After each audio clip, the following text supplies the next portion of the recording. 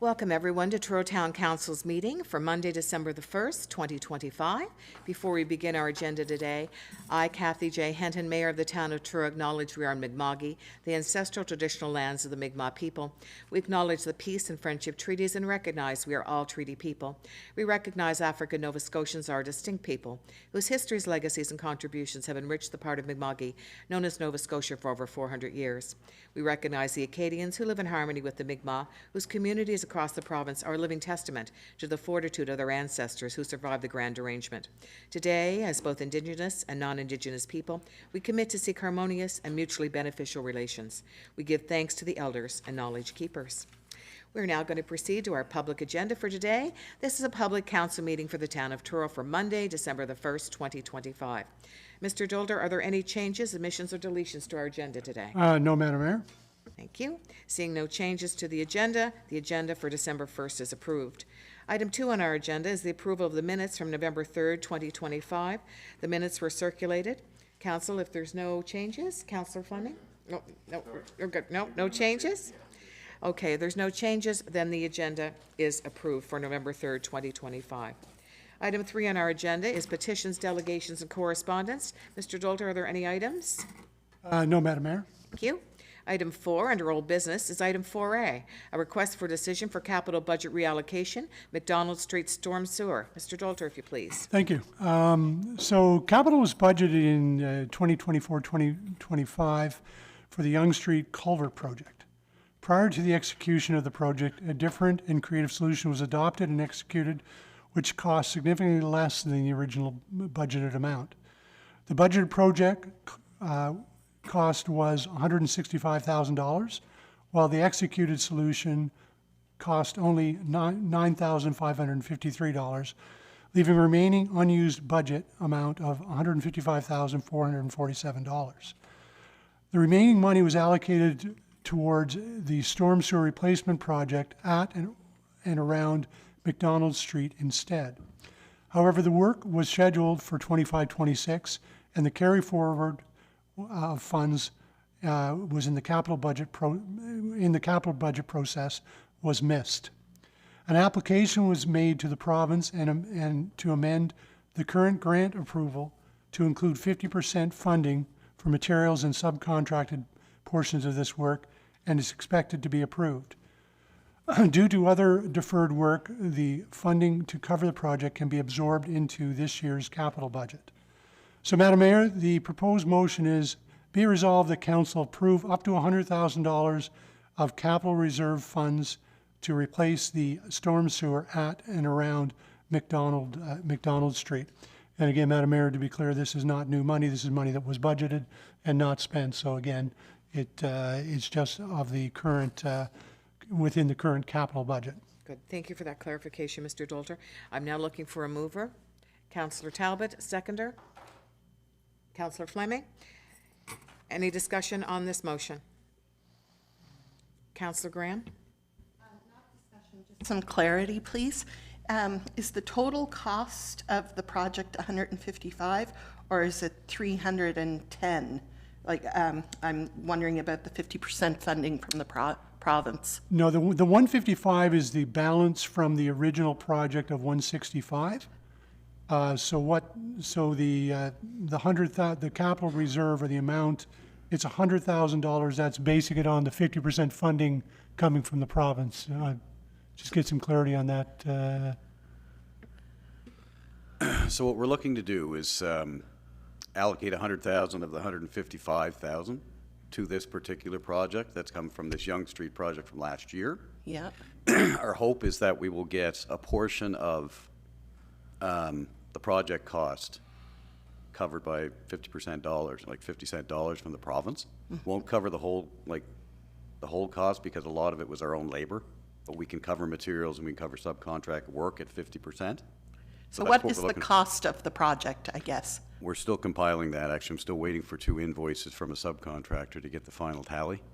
But we're probably looking at, like, what we're asking for is to allocate $100,000 towards the budget for this project, which should be enough to be able to cover the cost of what we anticipate. And then hopefully the gravy comes in and we get a reduction from the funding program that we have the 50 cent dollars from.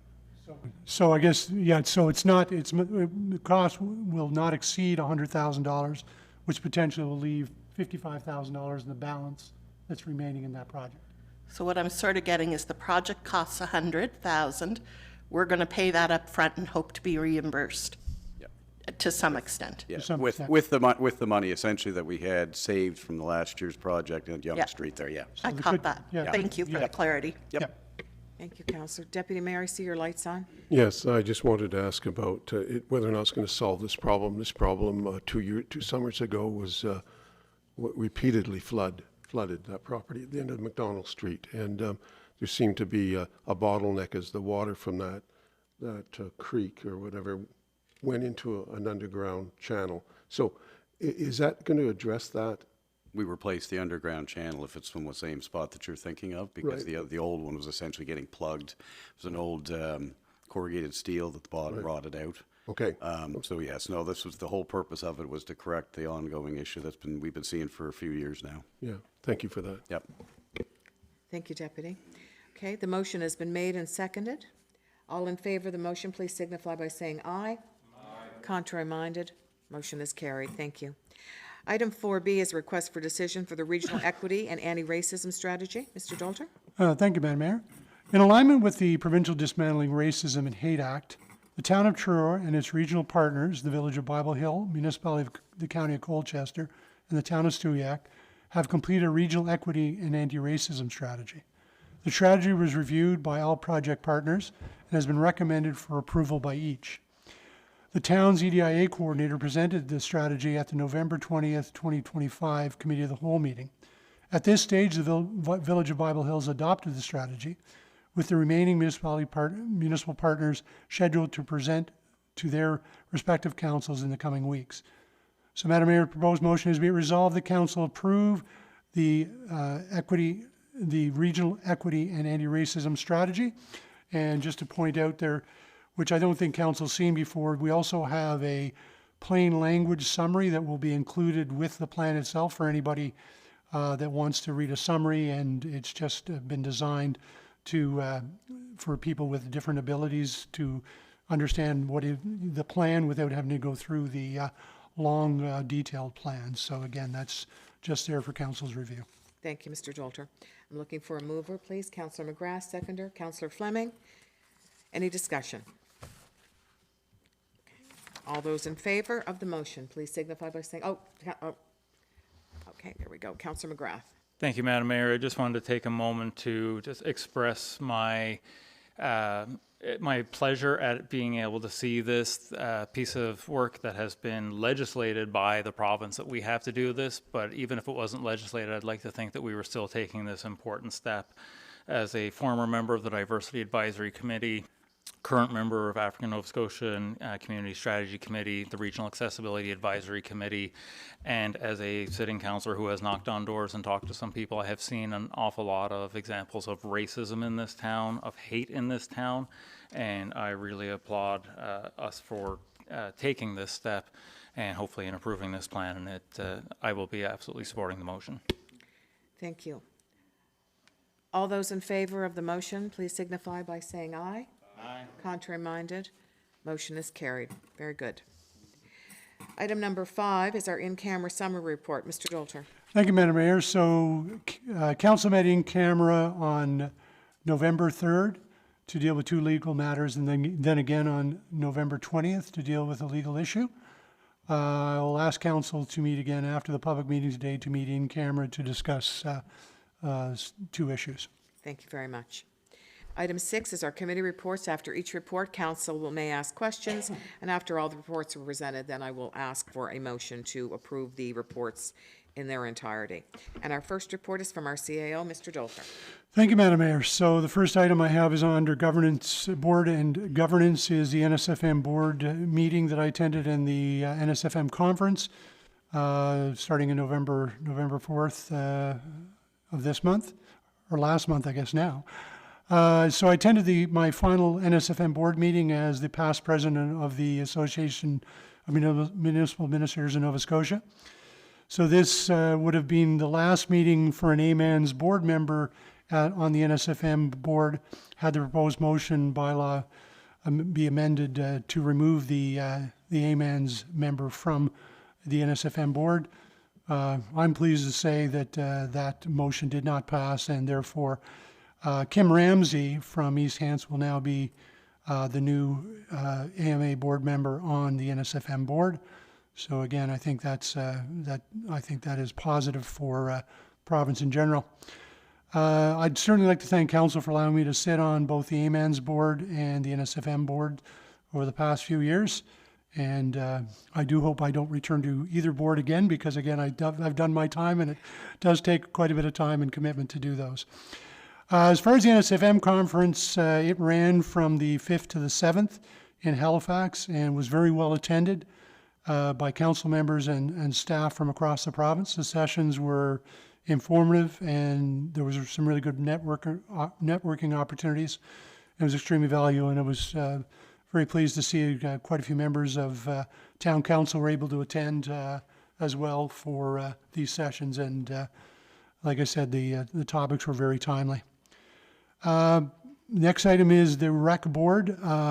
As council is aware, there have been several meetings throughout the month in working through the issues with the Rathley Eastlink Centre. As directed by town council, staff will continue to work with the county of Colchester, the board, and the rec staff to ensure the facility continues to provide for community needs. Additional meetings are planned for the weeks ahead, and I will be updating council as appropriate as we go through that. Next category is under council and committee meetings. The African Nova Scotian Community Strategy Committee met on November 17th. The framework was provided for the naming contest for the Ford Street Park. Residents can submit their proposed names starting on December 1st, so today, until January 9th. The committee will review the names and provide a recommendation to council for the February public council meeting. The committee also discussed the greenhouse project for Stan Maxwell Park. This has been a project that was piloted by the Department of Agriculture, and it's been outstanding for a while because of some issues over the design of the greenhouse. So the committee hopes to have an engineer sign off on the proposed structure to allow town staff to approve the construction. If all goes well, the greenhouse should be ready to be installed in the spring of 2026. Planning is ongoing for African Heritage Month. The schedule continues to expand each year with the success of the previous year. And again, council, remember we had a very good event at the fire hall last February, and again, planning is underway.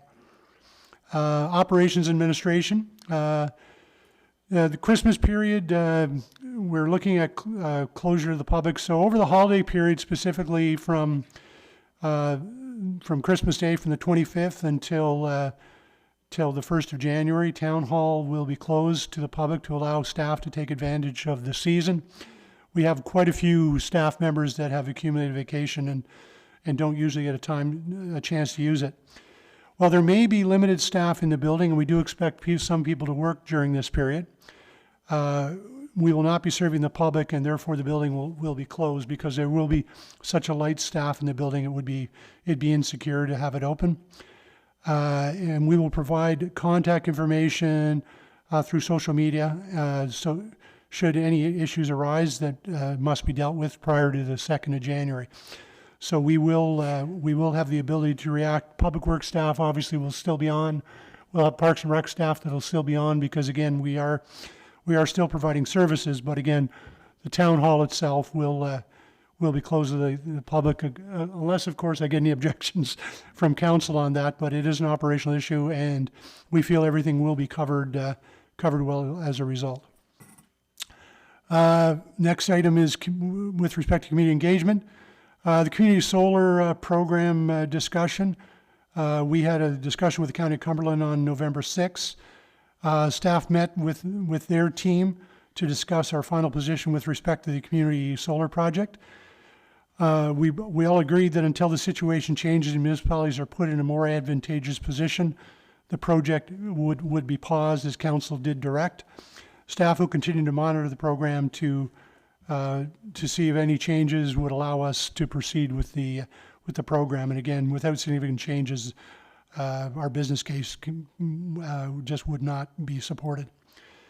The Council 150 soup lunch took place on November 9th. The 150 soup lunch was held at the Fire Hall and was very successful as residents enjoyed a free soup lunch to celebrate the 150th anniversary of the town.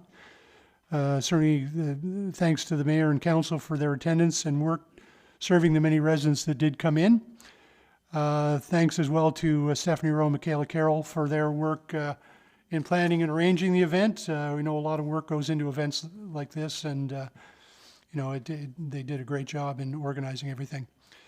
The number 2 Construction Battalion Athletic Facility naming and dedication on the November 8th, 2025. So after the initial delay from the original date of August 1st, the dedication for number 2 Construction Battalion was held on the site of the number 2 Construction Battalion Athletic Facility. The ceremony brought community members, descendants, military members from across Atlantic Canada together for this momentous occasion. The facility was also officially dedicated as the number 2 Construction Battalion Athletic Facility with the new sign on Gulf Street unveiled. And Evan Jackson and Natasha Gray from the African Nova Scotia Community Strategy Committee were masters of ceremony that included municipal, provincial, and federal representation. I'd like to thank staff members Alison Grant and Megan Burgess for their work on the grant proposal, the monument work, and the ceremony itself. Public Works staff and Parks and Recreation staff also for the site preparation and the work on the day of the event. Again, by all accounts, it went very well. The weather even cooperated. It rained before, rained after, but it didn't rain during, and that's all you can ask for. So again, we did have everybody under cover, so that was it was a very good event, and unfortunately a little bit delayed, but it did come off very well. On the leadership and executive front, there was a meeting with Chief Glode, the mayors and the CAOs on November 10th. The mayors and the 2 CAOs sat down with Chief Glode and member of his staff to discuss a number of the issues of common interest. And again, there will be some ongoing work from the topics that were discussed during that meeting. Affordable Housing Framework meeting took place on November 25th, 2025. So town staff met with the county's CAO and Director of Community Development on Tuesday, November 25th to discuss the town's proposed affordable housing framework. This framework involves creating a municipally funded housing coordinator position that would work with local developers to secure federal and provincial funds to cover the cost of providing affordable housing units in new developments, and also to secure funding to cover the cost of managing these affordable units. The county was not in favor of cost sharing on this position and instead proposed that we approach the province to fund the housing coordinator position and associated administrative costs. It was agreed that a meeting with the province would be the next step. So again, we will be making contact with the province to set up a meeting to look at setting this up. Again, we had some good discussion and looked at practical solutions on what could be done. So again, there'll be more to follow once we have that meeting established. Strategic initiatives and communications, a few items I want to go through. As far as the public transportation goes, an information item was presented at the October Committee of the Whole. Following that meeting, 2 pop-up sessions were held on October 25th to gain additional feedback from the public. Due to the popularity of these sessions, an additional public online survey ran from November 4th to 14th. This finalizes the public engagement on the project. Due to the increase in public engagement, the timeline for reporting completion is now early February 2026. The urban deer management. The town's urban management hunt is now underway and will run until early December, weather permitting. To date, approximately 46 deer have been harvested for 2025, and the town continues to collaborate with Department of Natural Resources, Dalhousie Feed Nova Scotia, and Millbrook First Nations on the program. And certainly we always thank our partners for this cooperation. Again, even at the NSFM conference, people were talking about different deer strategies. And again, I certainly think we would be a good resource for anybody that's looking at taking on a hunt of their own. The Recover Initiative, Truro Farmers Market. So the town continues to collaborate with the Recover Initiative through the Building Transformation Program to develop a retrofit for the Market Hall on Yonge Street, which houses the farmers market. This program will provide the town with a comprehensive assessment of the building, outlining potential efficiency upgrades and retrofits to consider. So the RFP to hire the consultant to undertake this study closed on November 17th and is currently under review by the Recover Initiative. The project kickoff meeting is expected to take place the week of December 8th.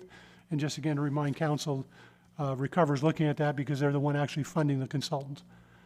Climate risk and resiliency plan. Town's climate risk and resiliency plan is now underway. This study is expected to be delivered in the fall of 26. Climate risk and resiliency plan will assess the town's vulnerability to climate change impacts, including extreme heat, floods, wildfire, invasive species, and storms, and will develop strategies to mitigate the risks and build resilience. Funds for this project were provided through FCM's Climate Ready Plans and Processes program. And Madam Mayor, just did miss the fact that I did attend the Department of Emergency Management CAO's roundtable, which again, reading all the potential threats to the town, we dealt with all of those during that. And again, there'll be more to report on that as the province works with the CAOs in developing a good strategy for dealing with the potential risks that all municipalities in Nova Scotia face. Last item I have is the Hometown Heroes banner showcase. So staff work with Parks, Recreation and Culture to feature the Hometown Heroes banners in the town's social website media channels. So for 2025, the town produced a mini-series of videos, slideshows that highlighted each banner over several days as the program has grown to more than over 200 banners. And we're very proud of that too. And again, we continue to put additional banners as people come forward. And if you are interested in putting a banner up, again, you can contact Megan Burgess, Parks, Recreation and Culture, and she'll help people and assist them through that process. Additional social media communications projects are listed there for council's benefit. And the funding program overview is provided again for council's review. And we are working towards putting together a package, as we indicated in earlier meetings, for the Canadian Infrastructure Program, and we hope to have that ready for the January timeframe when the program opens up, and we still are working on that one, Madam Mayor. That is my reports respectfully submitted. Thank you very much for that detailed report, and I do again want to thank you for your work with Amens and of course with the NSFM. So I know you put a lot of time and effort into that, and it's appreciated. I just wanted to mention you weren't able to be with us on Friday due to being out of town, another conflict, but we had a very, very good meeting. I called in my office with Minister Barb Adams and Mayor Nancy Dix, our CAOs and deputy mayors, and MLA Danny McGilvery for Pictou Centre, dealing with some issues with the unhoused. And many communities, as we know, are dealing with these issues right about now, which also stems from other things with mental health, addiction. And so several things have been brought to our attention, and we wanted to have a group together to try to see where we were going to go from this and to talk to the minister. And I left her with a package of information, which she took, as did Minister Ritzy. So it was a very productive meeting, and I appreciate you sending Allison Grant in to sit in your place there, because it was, I thought it was very productive, and we were, our concerns were heard, so that meant a lot. And now I see a full queue, and starting with Councillor Fleming.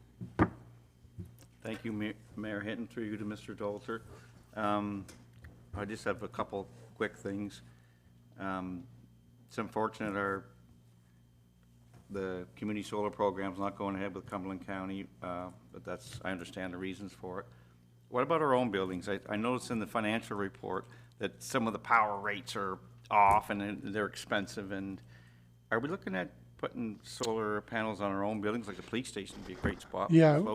Yeah, we have been approached by a couple companies, and that's something we will be discussing later on. The other potential site would be the stadium as Yes, well, because it's absolutely. got a good large roof Douglas surface. Street, another one. Yeah. So we have looked at that. We've had some discussion.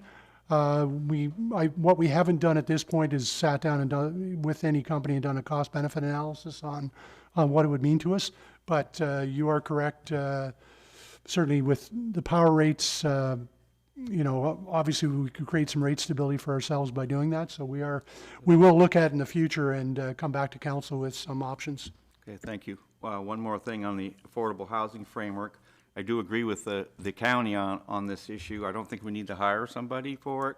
We already have a lot of non-for-profits, including the United Way. For full disclosure, my daughter's looking after the housing, Sarah. They have a development up in Amherst that's doing well, and I think if we advocate, get them to look after this stuff for us, I think that's the way to go rather than hiring somebody. That's my opinion. Thank you. Thank you, Councillor. Councillor McGrath? Thank you, Madam Mayor. Following up on affordable housing, Mr. Dole, do we have a timeline from when we expect to meet with the province? We're hoping to set something up within the next couple of weeks. Again, not saying the meeting will happen then, but we'll certainly be in contact likely this week on setting something up. Okay, and then with following up on the solar discussions, have we also going to start looking at some of the wind turbines? Because I've been reading some things about these, not necessarily like the old school, old-fashioned three-prong spinning blades, but more of a cylindrical turbine that can sit on a rooftop. There's a lot of residential options that I've been hearing about from some constituents. Have we looked into any of those options yet? Windmills themselves, no. We've had a brief discussion on the solar panels and looking at options for that. Certainly based on the direction of the strategic plan on environment and certainly even cost reduction, we'll look at alternatives if they're feasible.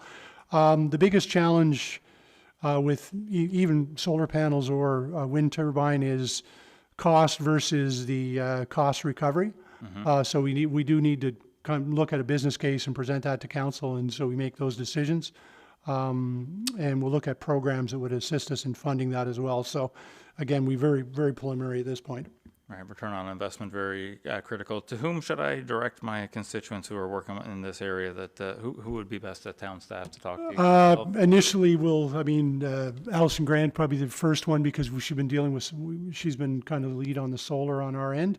But again, that wouldn't be the final resting spot. I'm just naming her now because you were asking for a name. But I mean, it'll involve number of town staff as we go through, certainly engineering and looking at those possibilities as well as corporate services on the financial end. So Allison will be the initial point of contact. Okay, thank you. And then just as a final question, do we have an update on I assume we don't, but I'm going to poke anyway, the pigeons at the library? Do we have any solutions there yet? Because it feels like we've had to avoid the chimney swifts. We have to work around environmental concerns, but it feels like this has been going on for well over a year now, and it feels like we're still waiting for some updates, I think, from the province. I'm looking towards senior staff. Does anybody else have anything I'm not aware of? I don't think. The most we've done to date, something, we were looking for feedback from the province or some input from the province just regards to something more extensive than what we've done. But for now, what we've done, we have put up the bird spikes up over top of the entrances that were causing problems. That seemed to have kept them away from those immediate locations, but they're still around. Yeah, not to make light of the situation, fireworks apparently worked well because when they went off for the tree lighting ceremonies, the pigeons flew, I'll tell you. Oh, I imagine. Still we do need to push DNR a little bit harder on this to get because we have what we feel is a suitable solution, but the difficulty we're having is getting somebody to commit that it won't pose a threat to the swifts. And to date, we haven't got anybody that will make that assurance. Okay, thank you. Thank you, Councillor. Councillor Talbot? Yeah, I'd like to kind of circle back to the affordable housing as well. I respectfully disagree with Councillor Fleming. I think the community is looking for us to take some type of leadership role on this particular file. I also realize that we're not funded to do this, that the money flows from Ottawa through the province, so I have no objection with us going to the province first. But if the province, if that money is fenced in such a way that they can't fund this type of initiative, I still think it makes a lot of sense for us. It's something that would be affordable. It's not going to be a big ticket item, particularly if we cost shared it. And from my time on the planning committee, the big reason that a lot of the contractors were not going through the affordable housing assistance processes it was so time consuming to prepare the applications. And if in fact we're proposing that this position would lend some assistance in that regard, it makes a lot of sense to me. And I do think there's a combination, like we can, as Councillor Fleming did indicate, I think, we can have a discussion with United Way and some of the nonprofit groups to see if they're, even if the province were to kick in a portion of it, we could share as well with the other groups as well too. I think there could be a solution with a combination of efforts or funding sources. So again, we'll look at those options. Yeah, that project that Sarah Fleming's working on is very positive. And it's, people are very proud to be able to live there, to afford it. They're small ventures, but that's right. And it's really it's creating a sense of pride in neighborhood, right? And affordability. So it's so important. Deputy Mayor. Yeah, I have three things as well. The Christmas closure, the contact information, will that be a single number that people call? And if it, Yeah, it'll likely be the dispatch number, so anybody can call dispatch. Dispatch can vet that and decide whether or not it's something that is urgent enough. And then they'll have contact information for the different departments on who to call if there is an issue. It's no different than like the public works call for public works calls. Call dispatch after hours. For this purpose, basically, they call them during the day, and dispatch would call it public works if it was necessary, right? okay. So, yeah. There we go. Okay, thank you.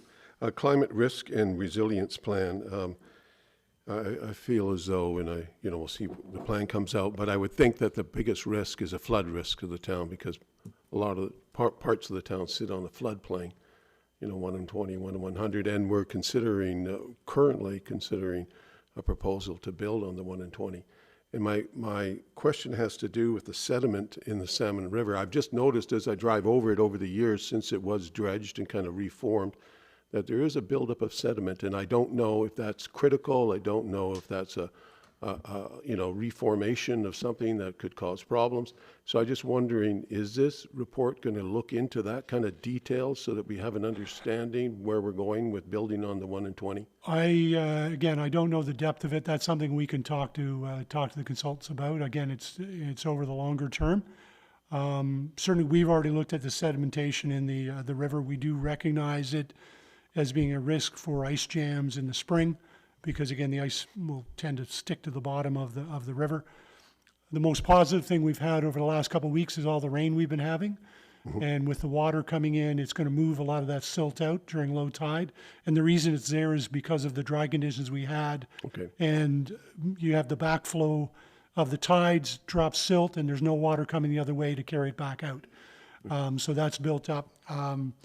As far as ongoing projects, again, I think that's a discussion that both the town and county engineering staff have to have, whether or not there's any appetite or any reasoning for looking at a further, I'll call it a dredging project that we did do previously. Right. And it's hard to tell whether or not that had a true impact. So I guess to answer your question, I'd have to get back to you on whether or not the report's going to be that amount of detail. I would doubt that it would talk about specifically a dredging project, but it would probably look at those risks of flooding and what the probabilities are. Right. I'm hoping that it gives us the kind of detail that we're looking for as far as detailing the risk, and it has that sort of rigor to the study. My third and last question has to do with public transportation. The cost and both capital and operational.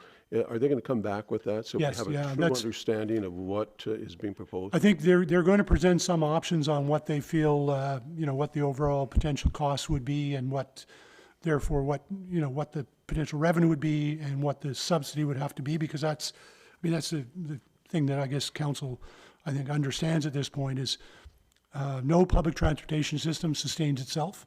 They're all subsidized. So we just have to figure out, what the right size vehicles are and what the potential is, and that will be all determined as well by the model that we choose to go to with the county.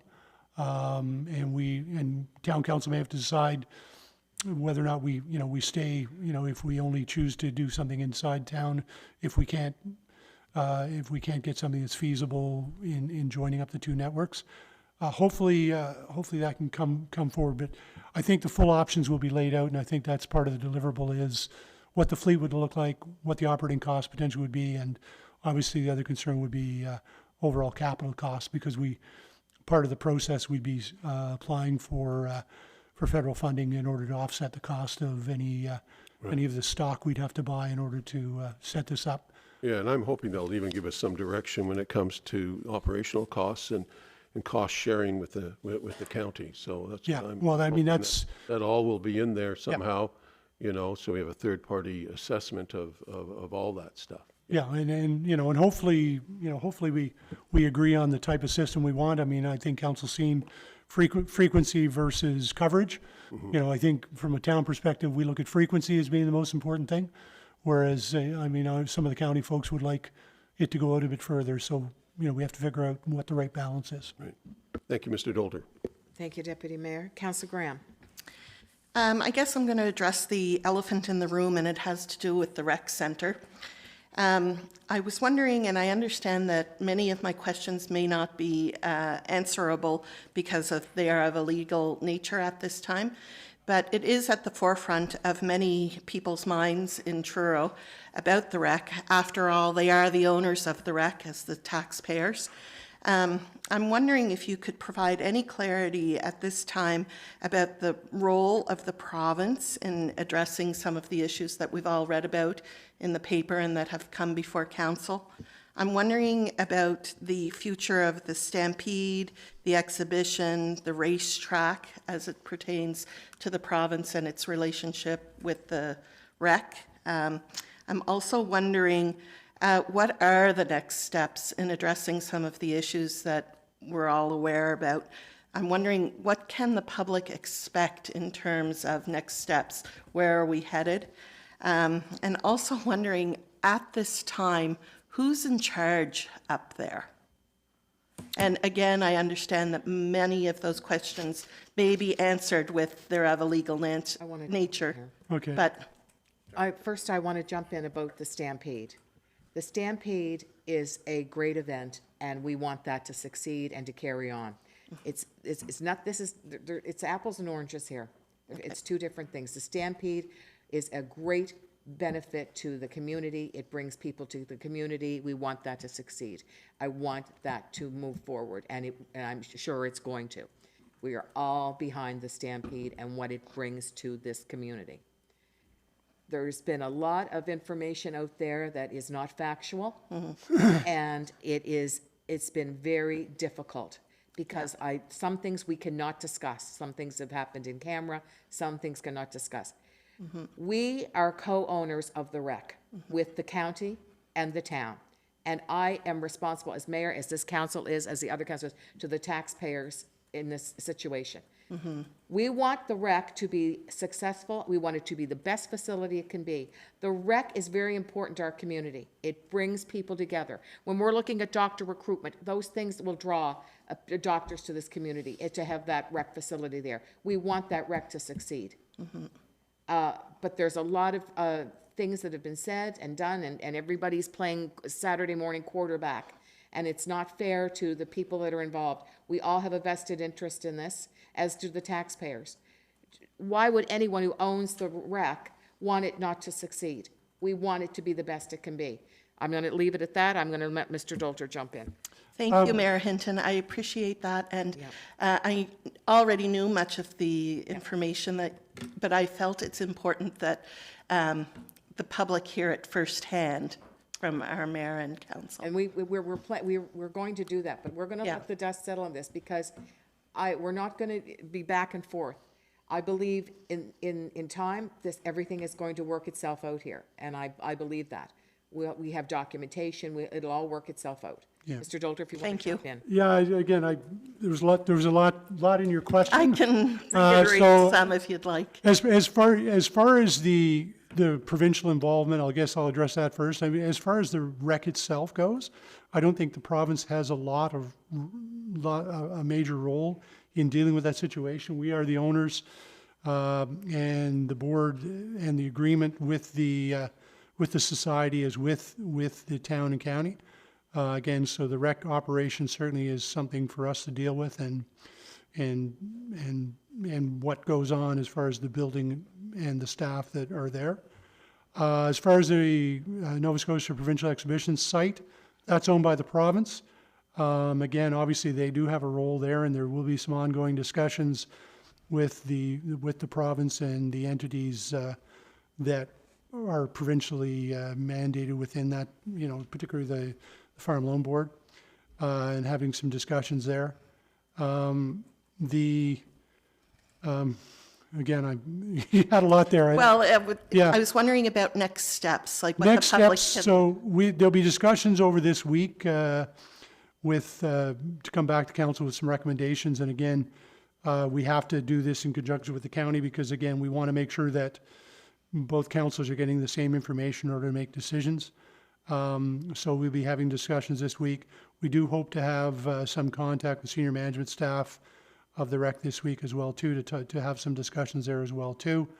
The intent, as the mayor said, is to ensure the rec operates as it always has and is available to the community. We got to make sure the right investments are being done in there, particularly from an infrastructure perspective. There's some things that have to be dealt with in the short term. Right now, they still have a very good senior management team in place there. And we are, and they are operating the facility as they are mandated to do. And we're working with what remains of the board to make sure that the governance is also addressed there as well, too. So again, I think, that the rec will continue to operate and continue to operate well for the community.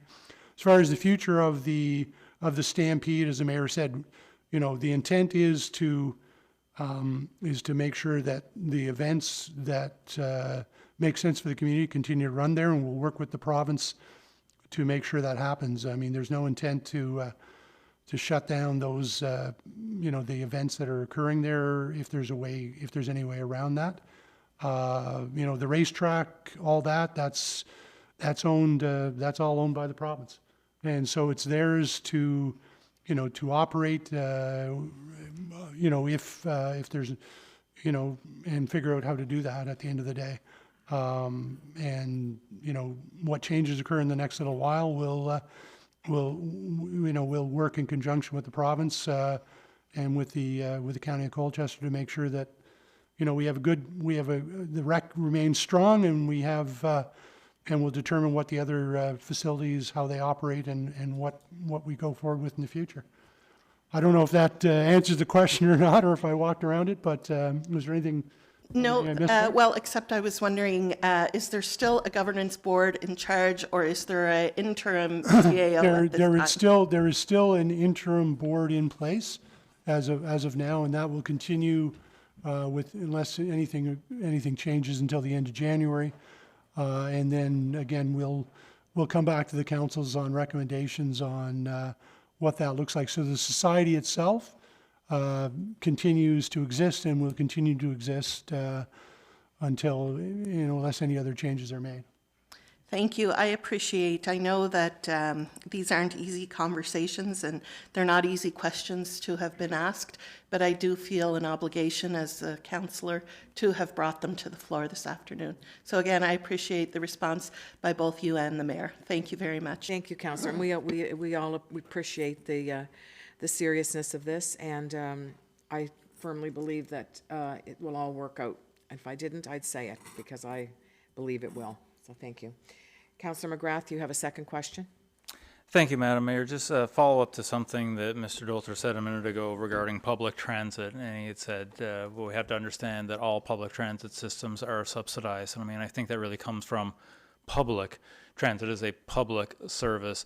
Is there anything that the municipality offers that isn't subsidized? I think about roads, Well, subsidized. Well, I sidewalks, mean, I bridges. think for the most part, I think the water utility is somewhat self-sustaining right now. You know, it's self-sustaining and, you know, based on the rates that we have established. At the end of the day, municipalities, by their very nature, we run a public service, right? People say, what do my taxes get me? Well, they get you services for minimal costs, and people may argue that tax rates are high. But when you look at what you get in return for your tax dollar, you know, most of the activities that Ms. Sims runs at Douglas Street are subsidized. We recover very little of our actual costs.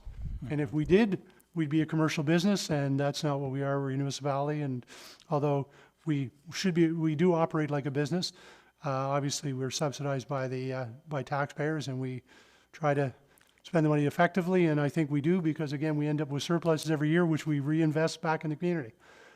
So, you know, unlike corporations that pay dividends, we keep the money and we reinvest it in the community to make sure it continues to grow. So, no, there's very few things that are not subsidized, because even, although minor hockey probably thinks they pay a lot, we don't make money on providing for minor hockey either. So, I mean, yeah, everything pretty well is at a subsidized rate.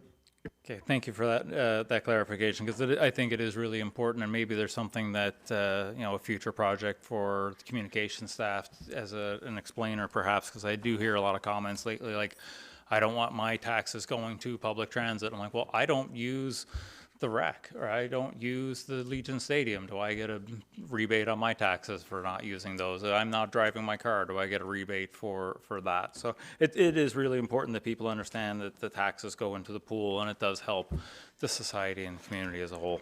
Thank you. Thank you, Councillor. So our Corporate Services Director, Tara Russell, you're up now with your report, please. Thank you, Madam Mayor. The attached financial statements provide an overview of the financial position of the town of Truro, operations up to the end of October 2025. As of the end of October, total revenue is $37.5 million, representing 94% of the annual budget, and it is $2.5 million higher than this time last year. Revenue is recognized when invoiced, and most accounts are fully invoiced for the year. The timing of other accounts can vary, some billed monthly, quarterly, or as expenses are incurred. The financial report contains comments on certain accounts where I felt an explanation might be warranted. At the end of October, total expenses amount to $22.6 million, representing 56.7% of the annual budget, and is $1.5 million higher than last year, which is in line with expectations.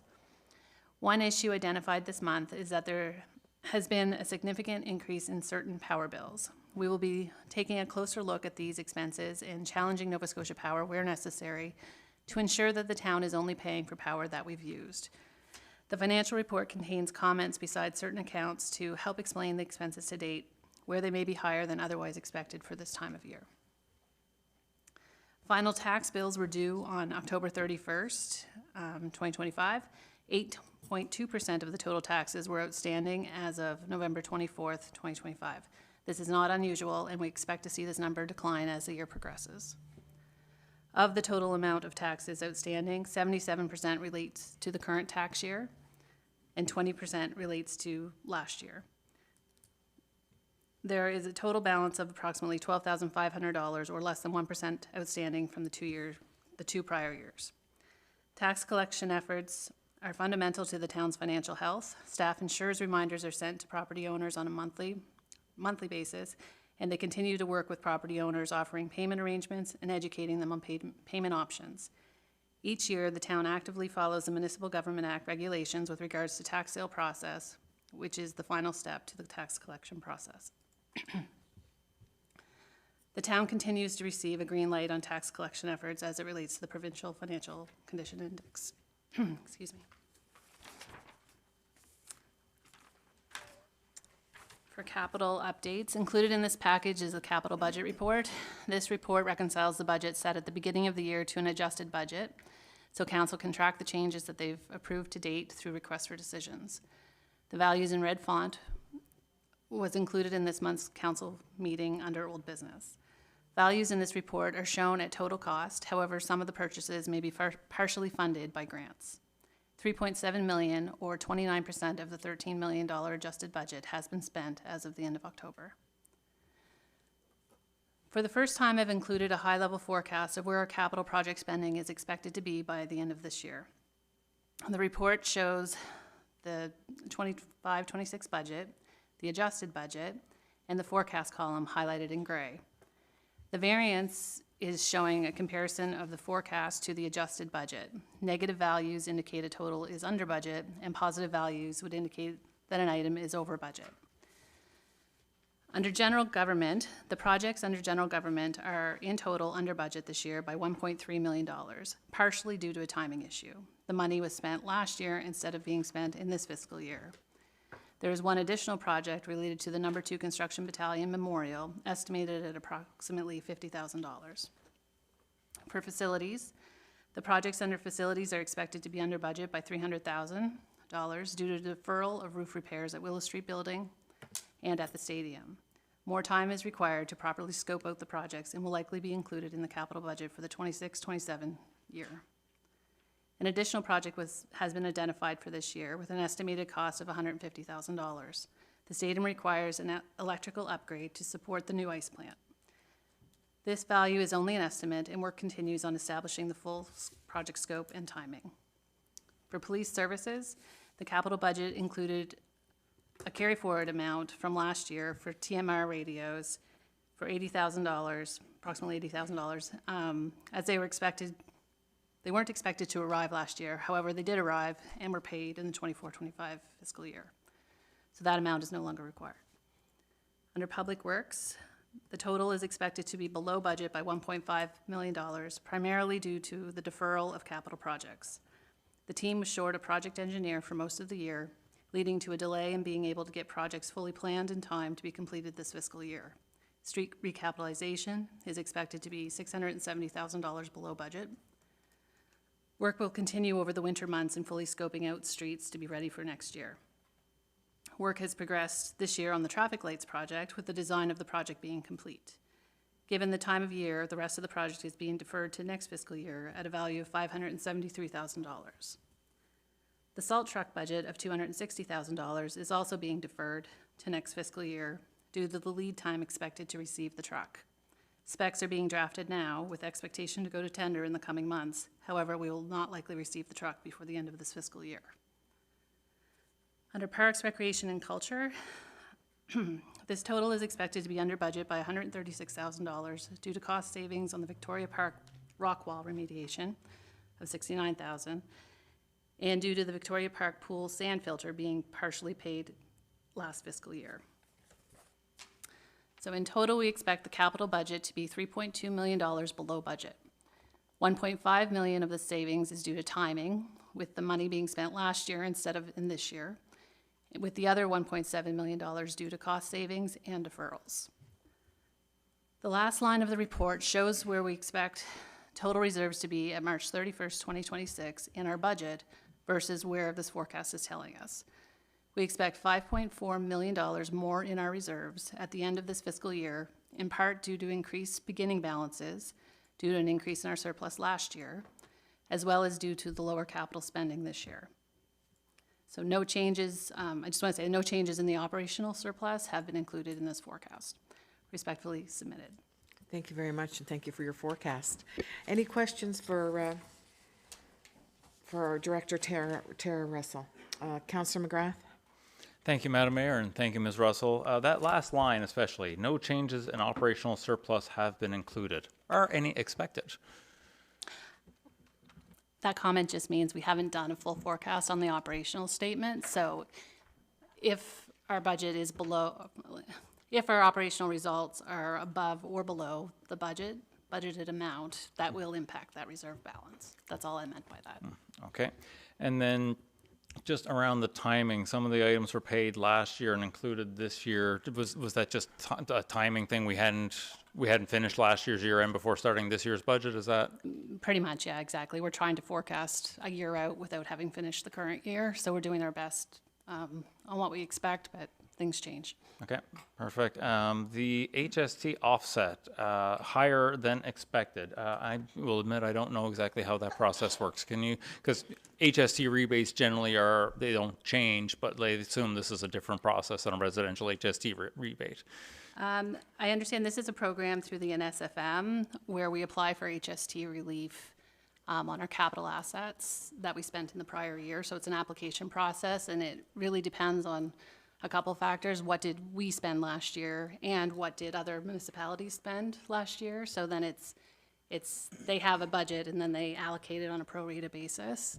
So it's very difficult for us to estimate what our portion of that budget will be. So it's sort of like playing the lottery. Your odds depend on how many have played. Yes. Okay. And then finally, there's just a note in there about the snow and ice actuals. So one of it looks like it's actually a surplus, and I don't remember us having negative snow. Can you help me understand that item, please? Yeah, I took a look at that, and that's, there was a credit in the account last year from our salt vendor, where we had been double billed the prior year, late in the prior year, and we got the credit back. So that's why it's showing as a negative. Okay. Yeah. But it's still it's such a low number. I would have thought for the actuals, even if we had received a rebate, we would have still spent money on snow and ice clearing, I assume. Yeah, that was year-to-date October, though, the figure. So we hadn't had the winter season yet. Okay, perfect. Thank you. Welcome. Thank you very much. Thank you, Director. Our next report is our Fire Services Report with Chief Blois Curry. Chief. Through you, Mayor Hinton, to Council. Last month, we received 106 alarms. We had 1 structure fire, 2 dumpster fires, 1 chlorine spill, 25 fire alarms, 12 motor vehicle collisions, 58 medical calls, 2 public assistance calls, 2 elevator entrapment calls, 3 burning complaints. The fire inspector did 5 inspections, 4 follow-up inspections, 2 alcohol and gaming inspections, and 2 fire investigations. Last month, we trained on our first 5 minutes of arriving to a structure fire and reviewed members' training levels so that we can set our goals up for the up-and-coming training year. Respectfully submitted. Thank you very much. And I just want to publicly thank Truro Fire Service for all the help with the Christmas parade. And I really enjoyed my time on Old Nancy. As I said to my grandsons, old grandma's getting on Old Nancy, and they enjoyed it as well. And there couldn't be a better, I don't think any town could be prouder to have the fire service that we do. So thank you so much. And I don't see any questions today. So we're going to move on to our next report, which is Director Jason Fox. If you're prepared, Mr. Fox, take it away. Thank you, Madam Mayor. So this is the Planning Development Report for November 2025.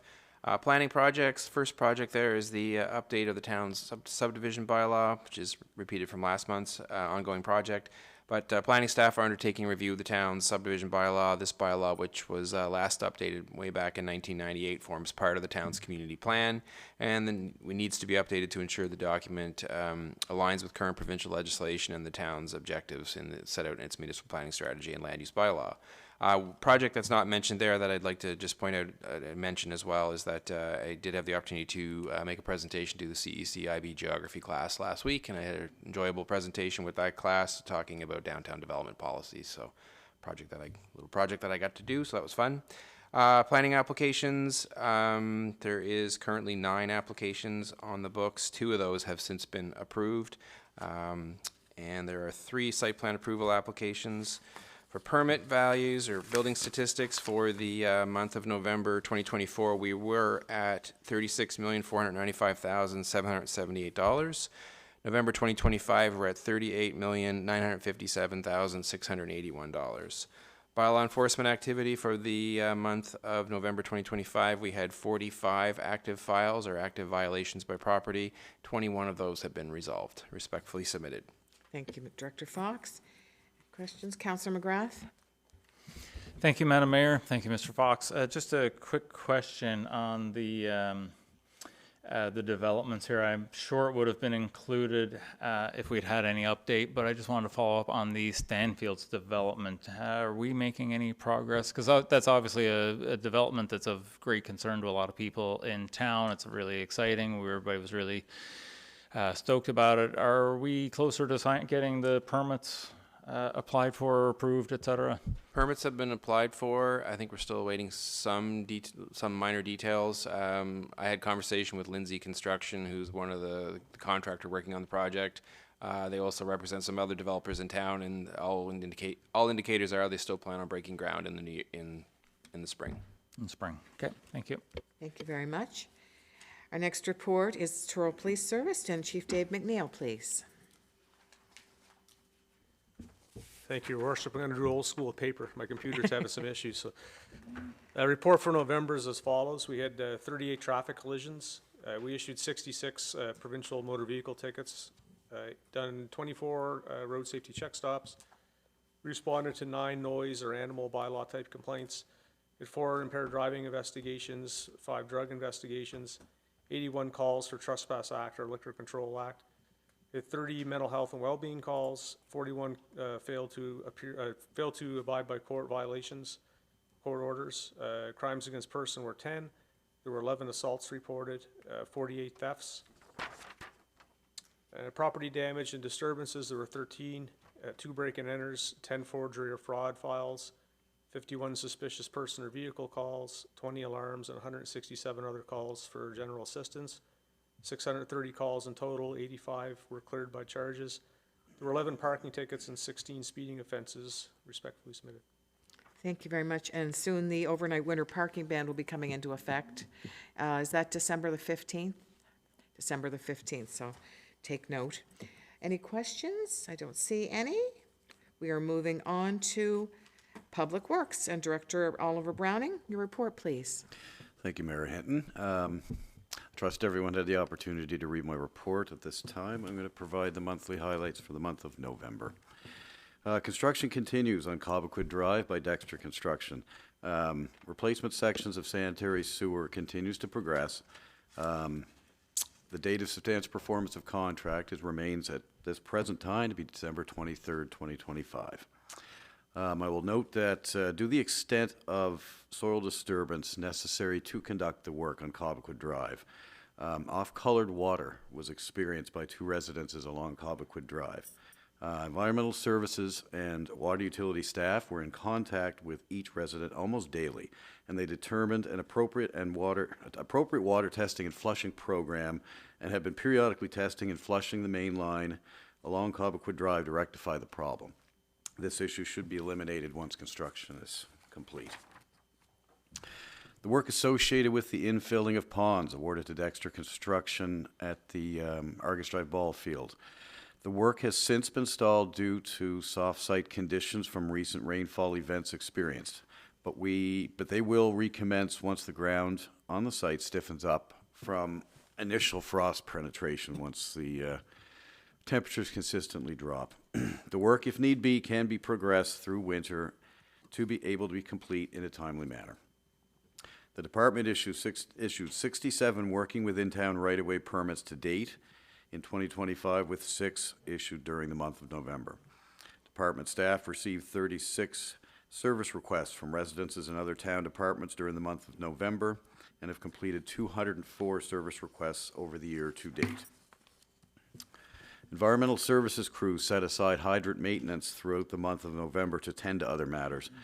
The water crew also responded to and effectively repaired 1 water main break on Burnett Street and repaired 2 water service leaks, which included one at L'École Acadienne, as well as 1 sanitary sewer lateral renewal. The crew has been progressing with fall storm sewer flushing and cleaning throughout the town. The crew also completed necessary repairs to various manholes, catch basins, and valve covers around the town during the month of November. Transportation Services crew placed over 653 ton of asphalt patching for utility cuts and potholes on various streets within the town to date, 48 ton during the month of November. They also repaired lengths of concrete infrastructure throughout the town associated with utility cuts. The conversion of our fleet to winter operations has started in preparation for winter. Department staff work in conjunction with Department of Parks, Rec and Culture on the completion of the construction of the new Ford Street Park. Concrete walkways were completed approximately 1 week ago, and finished landscaping of the site will be completed in the spring. Work to progress the town's asset management program continues when time has permitted, with compiling of data of the town's sanitary sewer system continuing. The town's water treatment facility continues to operate as intended. Water levels continue to be observed to be lower than previous years in the reservoir, and the voluntary conservation order that was issued in September is still in effect. As you're aware, an application was made to the Regulatory and Appeals Board, RAB, to amend the Water Utilities Operating Agreement with RAB to include additional provisions for water conservation measures. Department staff continue to monitor the water levels to determine what further measures may be taken. So just as an update with that actual additional provisions in the agreement, we received word that we did get approval from RAB to include such language as presented to council last meeting, which is good. Respectfully submitted. Thank you very much. Any questions for Director Browning? I see none. Oh, I do. Councillor Graham. I was wondering about the process that we go through to conduct, or that we're going to go through, or we may have started on the traffic study at McClure's Mills and Lower Truro Road. I was wondering, has the study started, and what happens as part of a traffic study? What things do you monitor? So in that particular intersection, as we've discussed before, there's going to be a traffic study done on as part of the proposed development down around that area. But we're also going to do our own counts at that intersection just for our own benefit and our own baseline. So one of the things that, or basically what's involved, is we will set up our automatic counter, just as anyone else, the developer would have done the same. What we measure is, we'll say, basically count vehicles as they approach the intersection, and essentially we sift through the data that we get. We look at turning movement, how many turned right, how many turned left, how many go straight during portions of the day. So we look at peak time of day, which is typically morning, people going to work, and evening, people coming home. But we'd still have data throughout the whole day, through an entire, say, for argument's sake, a week, perhaps two. So what that tells us, once we have these counts or whatever, we determine or whatever right and left turns, it also provides us with information as far as time it takes to leave the intersection, for example. How long are cars waiting at a particular intersection, a stop sign, before they can join traffic onto, in this case, McClure's. So those are the types of things that we get. We get this data, we compile it, we present it in such a way or whatever that a human being can actually process it. Yeah. And that's the gist of it. Thank you. Residents have reported seeing a traffic monitor of some sort on a pole down there that was there for just 2 days. Was that our camera, or maybe someone else is doing a traffic study there, or do you know? It could be wrong. I don't think that was ours. I think that might have been the developer's traffic engineer starting their study themselves. I could check to see if it's ours, but usually we leave it up a little longer than just 2 days. So I think that's important that the developer will come back with a study. We will have a study. As part of your conclusions, will you endeavor to determine how long and over what period of time the developer conducted their study? Because 2 days really wouldn't give enough data to report anything with any type of accuracy. Yeah, once we get a copy of the traffic study in relation to that development, we can certainly, if it doesn't explicitly state the days for which they took their counts or whatever, we can certainly ask and just see if there was a reasonable length of time for a reasonable quantity of data representative of reality. Great, Yeah. thank you. No problem. Thank you. Our final report is brought by Director Ashley Sims. Whenever you're ready. Thank you, Madam Mayor. General maintenance activities continue across downtown, parks, sport fields, and trail systems. Winter decorations have been installed in downtown, Riverfront Park, Victoria Square, and Civic Square. Staff also restored several retro decorations, which have added a striking festive touch this year. We hope the community enjoys the seasonal lighting displays.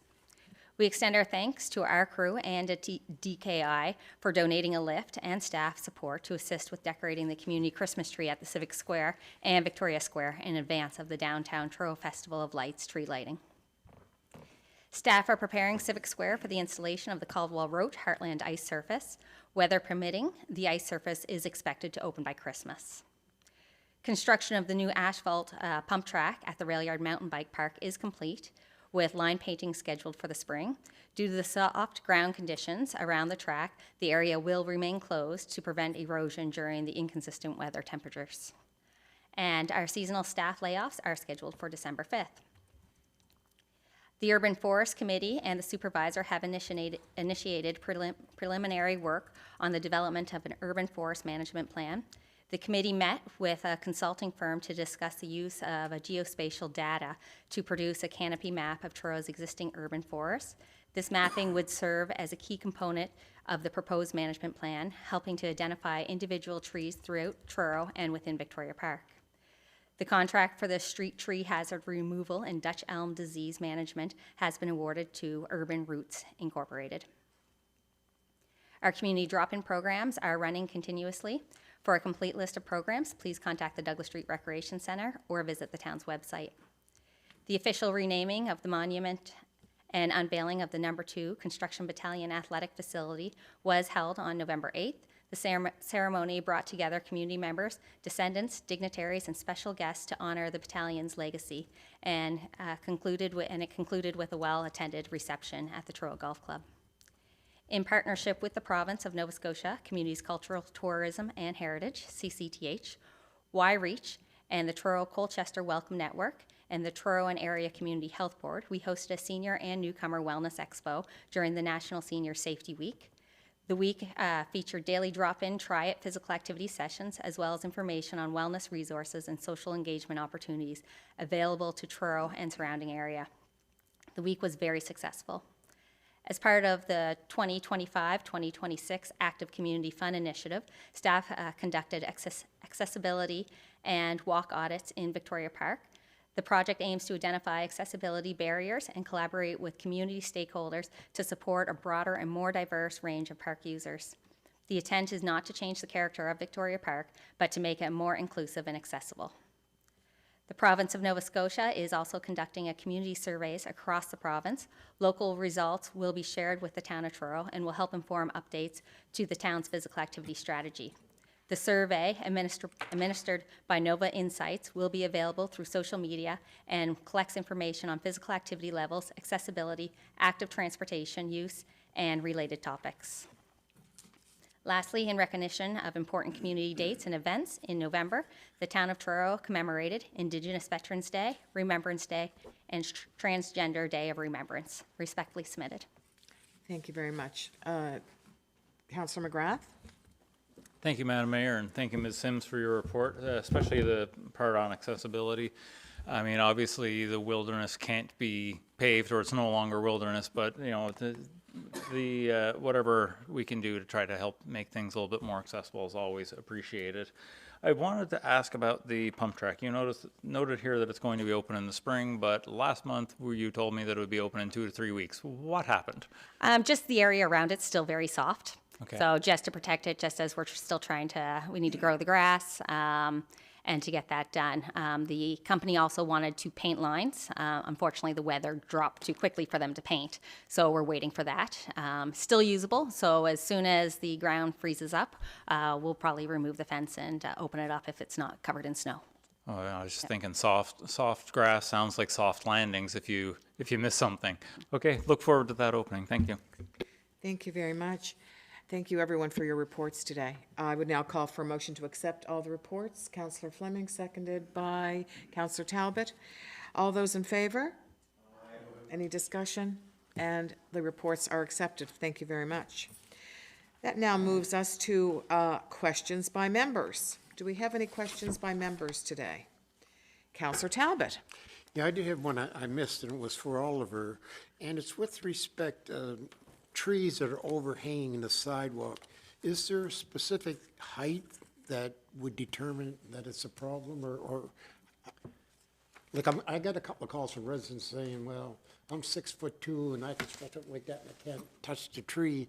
So I couldn't answer. I didn't know if there was a specific height that, The short answer is no, there's no specific height, but essentially we assess it just on a case-by-case basis. One of the things we want to look at, or at least prevent, is any obstruction to the sidewalk, to prevent people from walking. So if a branch, say, is 8 feet high, and as long as we don't have Shaquille O'Neal walking, it should be safe.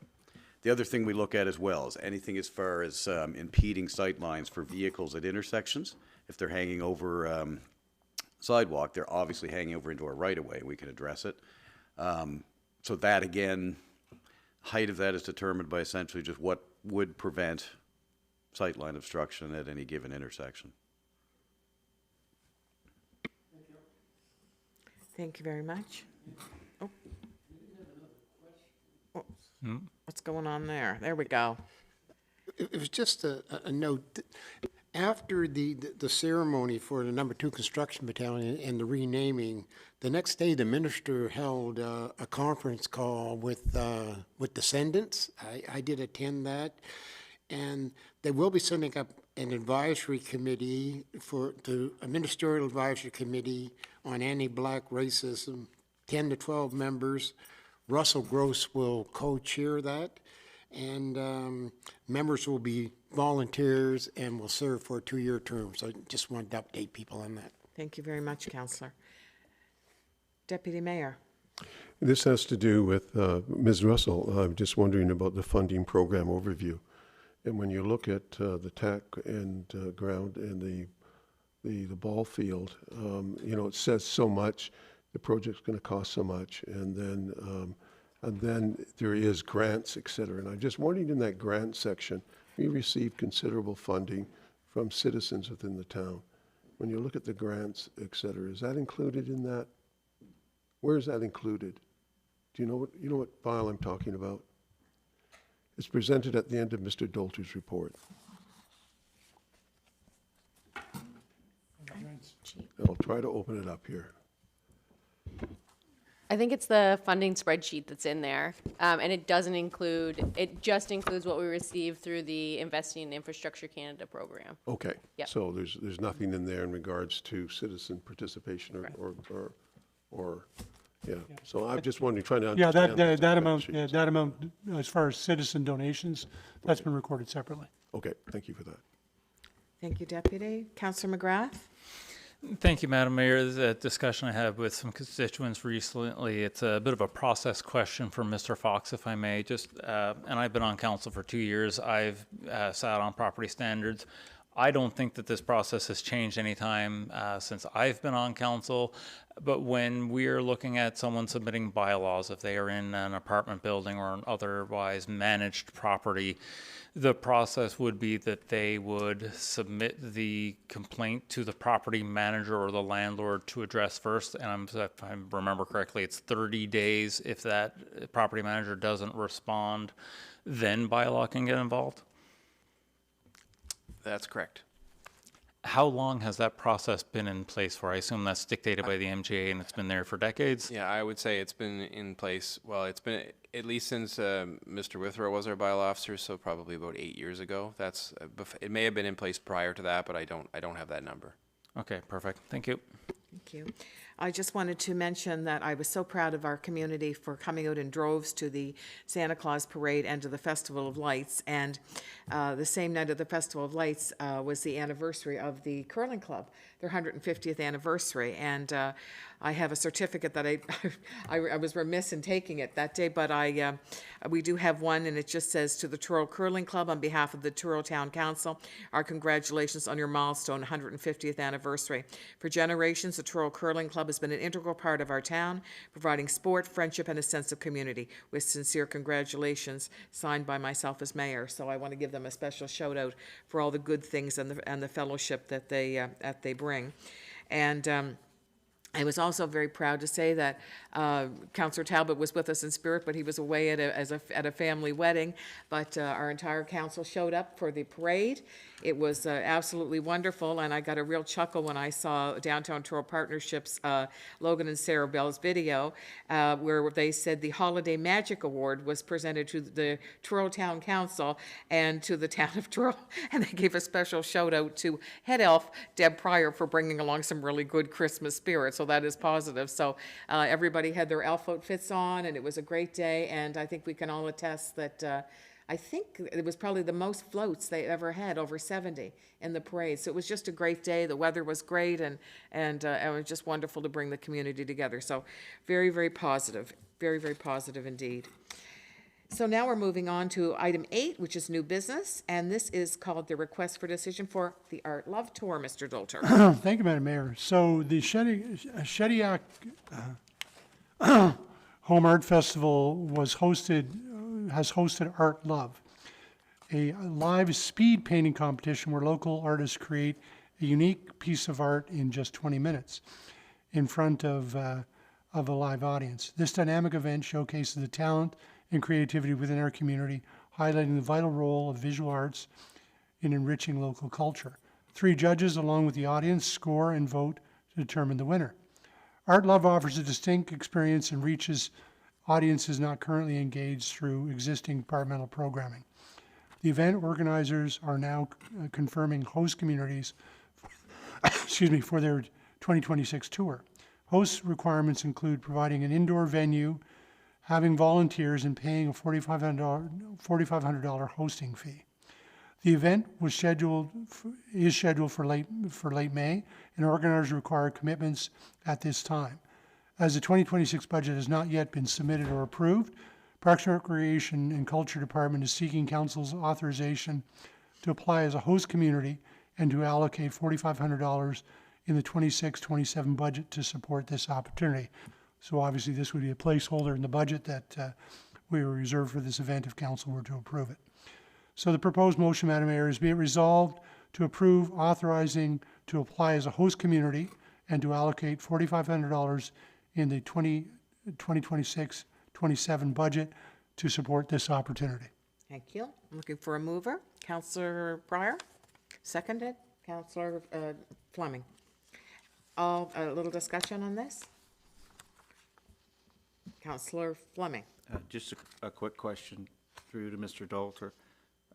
Is it going to be local artists? That's what they said, but Yeah, I think they have them lined up, or are they just going to? Well, no, I think we, again, I think, I don't know if Ms. Sims can offer more. I think we, as we know the local artists, we identify the opportunity for them, and then they would come forward. So I assume, based on the Shediac experience, that it would be local artists, and as we have many here, Okay. and just encourage them.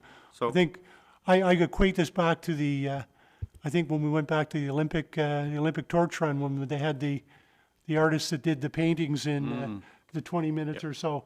And again, it's just a competition to see who can do that. And I assume the local art community will be consulted in setting this up. Yeah, that's our understanding, and what I understand too, based on what happened in previous years, is they compete to go to the finals. Oh. So they're like everyone hosts a local competition, and then there's a finals at another. I'm guessing it'll be at the Marigold Center. Probably be a great spot for it. Yeah, again, I think we'll have to seek out a venue, but yeah, Marigold would make sense if it works there. Again, we'll have to talk to them about the space requirements and all that. I was wondering what the $4,500 was for, but if it's going to go on to something further, that's probably what it's all about. Thank you. I think they have something like this down in Lunenburg every year. Yeah, I think this is a unique program, but yeah, I imagine there's similar events of this, right, Yeah. as well. Councillor Graham. Forgive me if you've said this already, but is it a for-profit event, the Art Love Tour? I do not believe so, no. I think they're a nonprofit organization, just encouraging local art. Yeah. Ashley, do you have? Yeah, no, I believe they're not for profit. It's just awareness, and they travel across the province. Are you able to confirm that? I will. Yeah, I'll look into it. I would appreciate it, and I don't know if that factors into our decision-making or not. I would probably, based on $4,500 as a hosting fee, I'd say that's just to cover the expenses of running the event itself. Again, but yeah, we can determine whether or not it's a not-for-profit or not. Thank you. Okay. Okay, thank you. So a motion has been made by Counselor Pryor. It's been seconded by Counselor Fleming. All those in favor of the motion, please signify by saying aye. Aye. Contrary-minded? Motion is carried. Thank you. Item 8B, request for decision, Mothers Against Drunk Driving, Canada's Crash Car Awareness Program. Thank you, Madam Mayor. So again, this is an event that was brought to our attention, and certainly think it's an important thing for council to consider. So the Cobequid chapter of Mothers Against Drunk Driving is seeking the town's support for its Crash Car Awareness Program running from December 15th to January 12th. The campaign will feature a crashed vehicle displaying Mad Canada's logo and an impaired driving prevention message. The vehicle will be placed on high visibility locations throughout the town, moving locations every 2 weeks. So, Madam Mayor, the proposed motion is be resolved the council approves the MAD Cobequid's request to support their Crash Car Awareness campaign and allow a crash car with MAD's Canada's logo and impaired driving prevention message to be displayed in the town of Truro from December 15, 2025 to January 12, 2026. Okay, I'm looking for a mover. Counselor Talbot, a seconder. Counselor Pryor. Any discussion on this? Counselor McGrath? Thank you, Madam Mayor. In advance of this, I reached out to Chief McNeil for some stats, and he advised that in 2024, they had 41 impaired driving charges within the town of Truro. And so far, year-to-date in 2025, we are up to 46. I think that information is useful here. That is something the council should absolutely support. Impaired driving has many societal costs, property destruction and death amongst them, and I look forward to supporting this. Yes, well, this is personal for me. I've lost a cousin to this, so was the victim of somebody who decided to be impaired and get behind the wheel. So anyway, I'll leave it at that. Anyway, the motion has been made by Councillor Talbot. It's been seconded by Councillor Pryor. All those in favor, please signify by saying aye. Contrary-minded, the motion is carried. Thank you for that. Item 8C, request for decision, 373 Roby Street, to set a public hearing date. Mr. Dolter. Thank you, Madam Mayor. So an application by Lexon Developments Limited to enter into a development agreement to permit a 4-story multi-unit residential building with up to 44 units at 373 Roby Street, which is PID 201477070. The application has been reviewed by and discussed with the town's planning advisory committee in their January, March, and October meetings. The committee supported staff's recommendation that council set a public hearing date. The letter to that effect is attached from the Truro Planning Advisory Committee. The proposed motion, Madam Mayor, is be resolved the council set a public hearing date for January 12, 2026 to consider entering into a development agreement with Lexon Developments Limited to permit a multi-unit residential building containing up to 44 units at 373 Roby Street, subject to a stormwater management plan and a landscaping plan being submitted. Thank you very much. Looking for a mover. Councillor McGrath, seconder. Councillor Fleming. Discussion, council? Okay. Councillor Talbot. Yes, on this one, I watched the PAC meeting the other night, and I guess with this particular development, it meets all of the land use bylaws, with the exception of one little corner of the property being a few feet short. So I guess I'm saying I really don't understand how we can turn that down if it meets all of those land use bylaws. Then it'll simply go to the review committee and be overturned. So I just want to make that public statement. Because I've received a lot of calls, and that's basically what I'm telling people. Like, if we settle the criteria for a developer, if they tick all the boxes, and then we come back and say, no, we don't like it because there's a lot of public discontent with this particular one, puts us in a very particular, I don't know, a scary position, and I don't know what that says to developers. Thank you for your comments, Counselor. Deputy Mayor? Yeah, mine has to do with the Planning Advisory Committee report. It's just in the letter from the committee, it said that the application was approved or was supported. I guess that's the term to use, that it was supported. And I just like going forward, and I'm open to, you know, if people don't agree with this, but I'd like the numbers of those that supported versus those that didn't. And the reason is, and I'll say the reason why, is because when you say it was supported, and I'm fully aware of these because I sit on the committee, but if I didn't sit on the committee and I didn't happen to catch that particular committee meeting, and you said it was supported, I wouldn't know that it was supported unanimously, or was it, you know, 7-5 or whatever. So I'd like to know, 7-2, sorry, or whatever it is. But I'd like to know that, because that puts up a flag for me, is that if there wasn't unanimous support, then I say, okay, well, you know, let's see why, you know, someone's not comfortable with that. It just for my purposes, and for, I believe, for people on council, if that's not proper, let me know. But I would like to know, you know, it was supported, you know, 6-1 or 5-1 or something like that. Is that, yeah, so I'm just asking that. Someone can answer that? Yeah, we could do it either way. I think maybe we rely on subtlety. I think in some cases we say unanimously, and we don't say unanimously, it means that there was some. Well, there's a key word. There was some dissension, right? But again, I don't think there's any problem one way or the other. If council wants to see, you know, whatever it would be, we can list what the vote was. Yep. Thank you for bringing that point up. Councillor McGrath? Thank you, Madam Mayor, and I have to agree with the Deputy Mayor, because I'm fairly sure that some developments that have come before us before, I'm fairly certain we had that vote breakdown, and would like to see that continue. Also, I do sit on Planning Advisory Committee as well. The gallery has been packed for almost every single one of them. There is a lot of public interest in this development, and I would like council to consider holding the public hearing in the evening to make it easier for the public to attend, and not at 1 o'clock in the afternoon when a lot of these folks are probably working. Okay. Mr. Dolder, did you want to comment? Yeah, you know, request? we assumed that could be the case. So again, we can look at scheduling.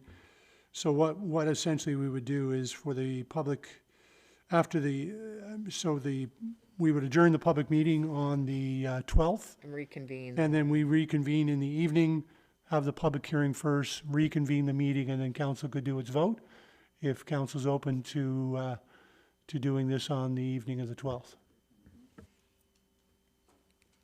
Do you want to make a motion to that, Councillor McGrath, or? Yes.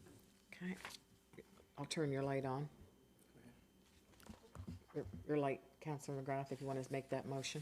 Great, thank you. Just looking for the existing motion so that I can make sure I get this right. Where did we lose it? We don't actually have the date, I don't believe, or the time, sorry, specified here. So, Madam Mayor, my motion would be that we amend the motion before us to set the time as 6 p.m. on January the 12th, as opposed to leaving it as just January the 12th. Councillor McGrath has made a motion, and now I need a seconder for that motion. Do I have a seconder to support his motion for January? So I just think council needs to agree to a friendly amendment of the motion, Yes, of the do you previous amendment to Thank you. include 6 p.m., and then we don't have to vote on a Okay. motion that's already been seconded. All right. We're looking at the 6 p.m. Does the seconder agree to that amendment? And who is the seconder? Do we have one? Did somebody did second, I believe? Who did? Councilor Fleming, do you agree to Councilor that? Fleming seconded that? Okay, okay. So are we agreeable to 6 p.m. on Monday, January the 12th, 2026? So Yeah, so we've agreed to the amendment, yeah. I just, yeah, I'm okay with the amendment.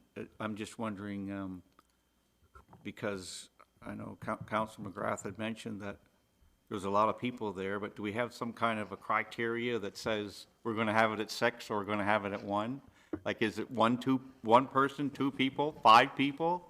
How many people do we need to drop it over? That's my only, because I like some consistency with this. Well, typically, I think what we've done in the past is, as far as Or consistency. have them all at 6, So whatever. typically with TPAC, we have a lot of applications where very few people show up.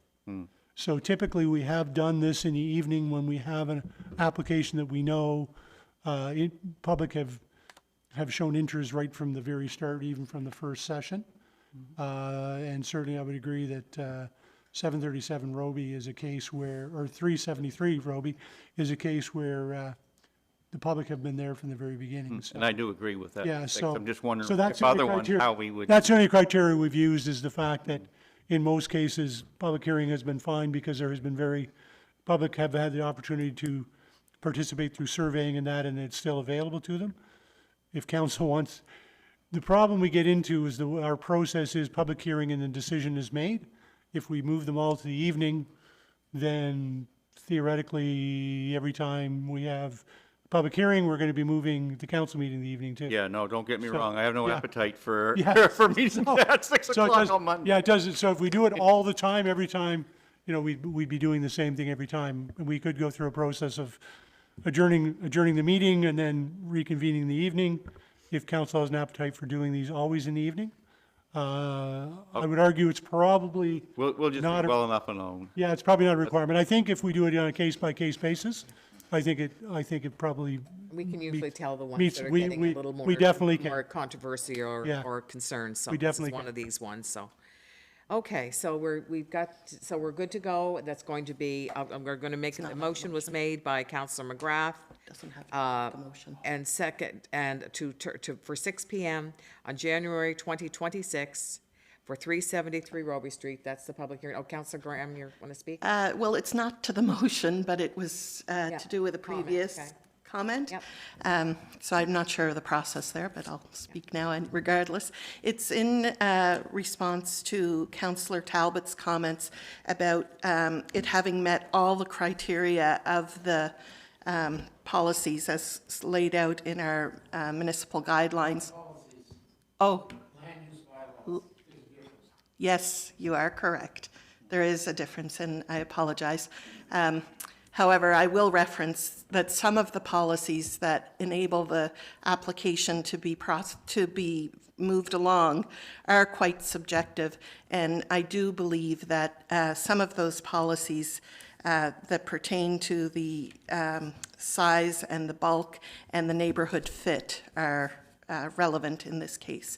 But yes, I absolutely agree. There is a difference. Madam Mayor, we're having a discussion that is better held till the hearing and the council decision. So this is just on the motion on the table. I think we do need to stick to that. I don't mean to cut the councillor off, but we're starting to have a discussion that should be at the public meeting and the hearing. Yep. All those in favor of setting the council hearing date for 373 Roby for January 12th, 2026, that's a Monday evening at 6 PM in council chambers, please signify by saying aye. Aye. Contrary minded, motion is carried. Thank you. We are now at the end of our public council agenda. I want to thank everyone who joined us today, and a special thank you to our council staff and our CAO. It takes a lot to run a town, and all of us are part of that link. This past year, there have been challenges and also great rewards. As with most things in life, not all things may be as they seem, but one thing I know for certain is that this council feels a great pride for our town. This is a beautiful time of year, but it's especially difficult for those who are ill, have lost someone special, or are struggling. So kindness matters more than any time of year now, I believe. We want to wish everyone a very happy holiday season. Our next public council meeting is Monday, January 12th, 2026 at 1, where we will reconvene at 6 PM that evening for 373 Roby Street. Please continue to be kind to each other and be kind to our town. The December 1st, 2025 Truro Town Council meeting is adjourned at 2:39 PM, a record time. It is a holiday miracle. Thank you very much. We are adjourned.